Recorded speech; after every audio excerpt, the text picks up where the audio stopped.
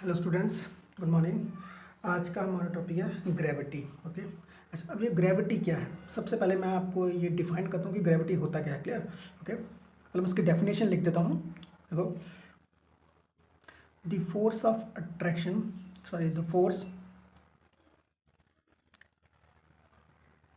With which earth pull a body towards itself,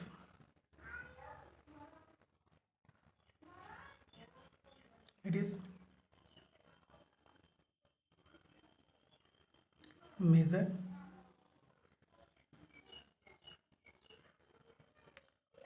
wait of the body. अच्छा, अब देखो, मैंने यहाँ पे इसकी डेफिनेशन लिख दी है। देखो, the force with which earth pull a body towards itself. इसका मीनिंग क्या है कि मान लो अगर ये एक अर्थ है। ओके, ये अर्थ है। अच्छा, अब इसके ऊपर कोई भी ऑब्जेक्ट हो, कोई भी ऑब्जेक्ट, मान लो हम थोड़ी सी सूटेबल एक हाइट दे देते हैं।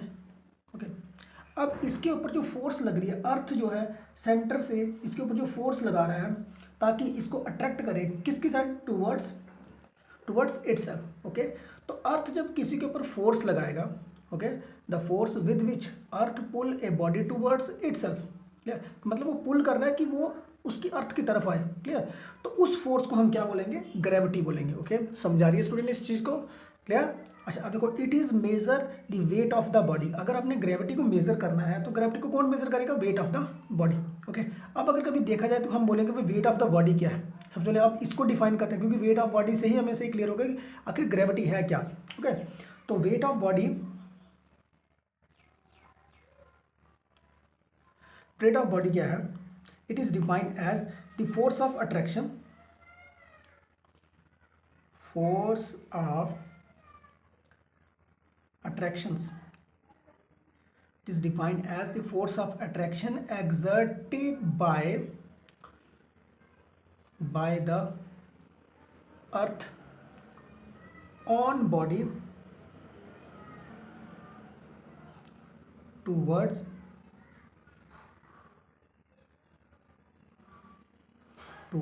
its center. ओके, इस चीज़ को समझो। देखो, हमने बोला कि कोई भी चीज़ है अगर उसके ऊपर अर्थ फोर्स लगाती है, ओके, तो अपनी तरफ खींचने के लिए उसे हम क्या बोलेंगे? ग्रेविटी। ओके, अच्छा, हमने बोला कि उस ग्रेविटी को मेजर करेगा कौन? Wait of the body.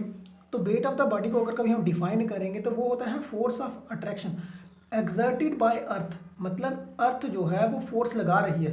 The force of attractions exerted by earth on the body towards its centre. मतलब किसी भी ऑब्जेक्ट को, किसी भी ऑब्जेक्ट के ऊपर अगर अर्थ फोर्स लगा रही है ताकि उसको अपनी तरफ खींच सके, किसकी तरफ खींच सके? सेंटर की तरफ खींच सके। ओके, क्लियर है? तो उस फोर्स को हम क्या बोलेंगे? उस फोर्स को हम बोलेंगे ग्रेविटी। ओके स्टूडेंट, ये चीज़ क्लियर है? ओके, अच्छा जी, अब इसके यूनिट्स क्या हैं? अगर हम कभी देखेंगे यूनिट्स ऑफ ग्रेविटी, तो यूनिट ऑफ ग्रेविटी जो है वो क्या है? इज न्यूटन, क्योंकि ये क्या है? फोर्स है। ये चीज़ क्लियर है? ओके, अच्छा, अब नेक्स्ट क्या है? Acceleration due to gravity. अब सुना, इस चीज़ के बारे में के बीच में बड़ी ज़्यादा दिक्कत आती है, क्योंकि इनके दोनों के बीच में ना डिफरेंस निकालना बहुत ज़्यादा मुश्किल हो जाता है। ओके, पहले इसकी मैं डेफिनेशन लिखता हूँ। ये देखो, acceleration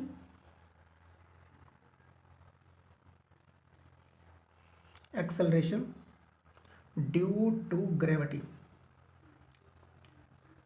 acceleration due to gravity. अब इसका मीनिंग देखो कि ये एक्सेलरेशन है। सबसे पहले नंबर पे इसकी इस चीज़ को देखो कि ये ग्रेविटी फोर्स होती है। एक्सेलरेशन ड्यू टू ग्रेविटी जो है वो खुद एक एक्सेलरेशन है जी। क्लियर? ओके, अच्छा, अब देखो, अगर पहले नंबर पे हम इसको डिफाइन करके देखते हैं जी। Acceleration due to gravity is defined as, मैं दोनों के बीच में डिफरेंस बताऊंगा इसका। Defined as uniform acceleration, uniform acceleration produced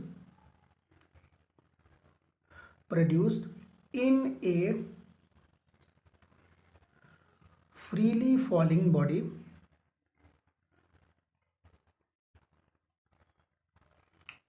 due to gravitational force, gravitational force कह लीजिए या पुल ऑफ अर्थ कह लीजिए, एक ही चीज़ है। ओके, अच्छा अब इस चीज़ को देखो, ये है क्या क्या बोल रहा है, it is defined as uniform acceleration. Uniform acceleration produce हो रही है, लेकिन किसके बीच में प्रोड्यूस हो रही है, एक फ्री फॉलिंग बॉडी जो है, एक ये अर्थ है, ओके, इसका सेंटर है ये, अब एक बॉडी ये है, ठीक, अब ये बॉडी जो है वो फ्री फॉल कर रही है जी, फ्री फॉल, फ्री फॉलिंग, गिर रही है, एक नंबर। अब जब ये बॉडी फ्री फॉल करेगी, क्लियर, तो वो किसके पहले नंबर पे किसकी वजह से करेगी, ग्रेविटेशन पुल ऑफ की वजह से करेगी, ठीक है। ग्रेविटेशन पुल ऑफ का मीनिंग क्या है, ग्रेविटी की वजह से ये बॉडी जो है वो अट्रैक्ट होगी towards the centre of the earth की तरफ। ओके, ये चीज़ क्लियर है। अच्छा अब हम कहते हैं कि एक्सेलरेशन प्रोड्यूस हो रही है और वो भी यूनिफॉर्म हो रही है। ओके, अब मैं इसको समझाता हूँ। मान लो इस पॉइंट के ऊपर जो इसकी वेलोसिटी थी वो क्या थी, 0। अब यहाँ से जैसे वो 1 सेकेंड के बाद इस जगह के ऊपर आती है, ओके, तो मैं उसको वेलोसिटी को मैं मान लेता हूँ क्या है, जैसे मान लो कोई भी एक वेलोसिटी मान लो जैसे v1 होगी। ओके, इस पॉइंट से अब ये यहाँ पे आ जाएगी, तब इसकी जो वेलोसिटी है वो क्या हो जाएगी, v2 हो जाएगी। अब देखो याद रखना, v1 से लेके और v तक की बीच की जो वैल्यू होगी, v2 से लेके और v1 के बीच की जो वैल्यू होगी वो क्या होगी, कांस्टेंट होगी। ये स्टूडेंट इस चीज़ को नोट करके रखना। ओके, ये क्या होगी, कांस्टेंट। लेकिन ये क्या है, ये बता रहा है किसके ऊपर, टाइम कितना बता रहा है इसका, 1 सेकेंड का, 1 सेकेंड का टाइम जो है वो बता रहा है इन दोनों के बीच का। ओके, तो ये तो आपको पता है कि एक्सेलरेशन का फॉर्मूला क्या होता है, rate of change of velocity, okay, with respect to time, clear, उसे बोलेंगे एक्सेलरेशन। लेकिन अब ये जो एक्सेलरेशन प्रोड्यूस हो रहा है किसकी वजह से, अर्थ की वजह से जो प्रोड्यूस हो रहा है, उस एक्सेलरेशन को हम सिंपल एक्सेलरेशन नहीं बोलेंगे, हम उसको क्या बोलेंगे, एक्सेलरेशन ड्यू टू ग्रेविटी बोलेंगे। स्टूडेंट इस चीज़ को याद रखना। ओके, क्लियर है। अच्छा अब ये जो इसको पहले नंबर पे हम डिनोट करते हैं, it is denoted by g. Okay, इसकी जो वैल्यू है, it's value is 9.8 metre per second square, ये है। और ये वैल्यू किस में है, ऐसा यूनिट्स में आती हैं। अगर कभी आप इसको CGS में देखोगे तो फिर इसकी जो वैल्यू आएगी वो आएगी 980 सेंटीमीटर पर सेकेंड स्क्वायर। ओके, ये चीज़ क्लियर है। अच्छा अब देखो ये एक्सेलरेशन है, तो एक्सेलरेशन क्या होती है, वेक्टर क्वांटिटी होती है, तो it is a vector quantity. Okay, vector quantity, ये चीज़ क्लियर है। अच्छा अब देखना हम इसकी डायरेक्शन किस साइड को, ठीक है, इस चीज़ को देखना कि इसकी डायरेक्शन किस साइड को। पहले हम ये चीज़ देखो कि ऑब्जेक्ट जो है जब वो फ्री फॉल में आ रहा है, अट्रैक्ट कर रहा है, तो टूवर्ड्स द सेंटर को आ रहा है, सेंटर की तरफ आ रहा है, तो इसका मीनिंग है कि इसकी जो डायरेक्शन होगी वो किस साइड होगी, towards the centre of the earth, towards the centre of the earth. Okay, ये चीज़ क्लियर है। अच्छा अब अगर कभी हम इसका डायमेंशनल फार्मूला लिखेंगे तो डायमेंशनल फार्मूला क्या है,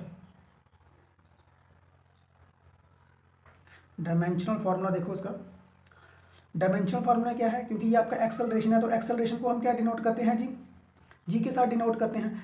तो एक्सेलरेशन का जो डायमेंशनल फार्मूला होगा वो क्या होगा, मास T-2, तो ये मास क्या है जहाँ पे 0 है। ओके, क्लियर है। तो इसका डायमेंशनल फार्मूला ये है, ये मैंने लिख दिया। ओके स्टूडेंट, ये है एक्सेलरेशन ड्यू टू ग्रेविटी। अब अगर हम इन दोनों के बीच में कंक्लूजन देखो तो याद रखना स्टूडेंट, जो ग्रेविटी होती है, ग्रेविटी एक फोर्स है, ग्रेविटी क्या है, फोर्स है जो अर्थ लगाती है टूवर्ड्स द सेंटर, सेंटर से लगाती है किसी चीज़ को अपनी तरफ खींचने के लिए। ओके, जिसे हम कहते हैं, कह सकते हैं कि फोर्स ऑफ अट्रैक्शन। ओके, ये चीज़ क्लियर है। अच्छा अब एक्सेलरेशन ड्यू टू ग्रेविटी जो होती है वो एक एक्सेलरेशन होती है, क्या है, वो एक्सेलरेशन होती है। क्लियर, जो यूनिफॉर्मली जो है वो हर 1 सेकेंड के बाद जो है वो चेंज होती जा रही है। और याद रखना हर 1 सेकेंड के बाद जो चेंज होगी उसकी वेलोसिटी, वो वेलोसिटी कितनी चेंज होनी चाहिए, 9.8 के हिसाब से चेंज होनी चाहिए। क्लियर, और इसकी जो फंडामेंटल वैल्यू आपको पता है 9.8 मीटर पर सेकेंड स्क्वायर है। ओके, हर 1 सेकेंड के बाद इसका अगर आप ओवरऑल देखो तो हर 1 सेकेंड के बाद जो एक बॉडी जो फ्री फॉल में गिर रही है तो उसकी जो वेलोसिटी होगी वो कितनी होगी, 9.8 मीटर पर सेकंड से वो इंक्रीज करेगी जब वो ऊपर से नीचे को आएगी। ओके स्टूडेंट्स, मिलते हैं इसके नेक्स्ट वीडियो में। अब आप इन दोनों के बीच में डिफरेंस तो कर ही लोगे। Okay student, okay.